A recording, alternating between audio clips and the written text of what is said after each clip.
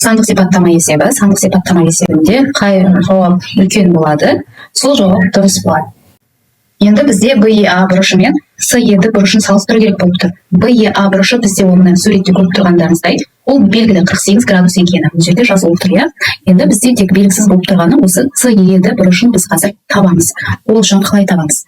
Бізде мына АДы түзу деп берілген. Ал түзудің бұрыштық өлшемі ол 180 градусқа тең болады. Яғни оны біз жазыңқы бұрыш деп атаймыз. 180 градусқа тең.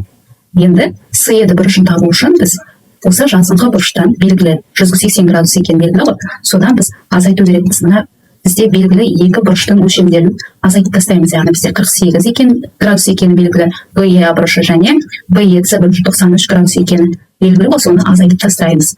Енді 180-нен азайтатын болсақ, 48-ді және 93-ді азайтатын болсақ, онда бізде градустық өлшемі 39 деп табылады. Яғни мына СЕД бұрышымыз бізде 39 градус болып тұр. Енді БЕА бұрышы мен СЕД бұрышын салыстыратын болсақ, бізде қайсысы үлкен? Яғни 48 үлкен бе, әлде 39 үлкен? Әрине 48 үлкен, иә.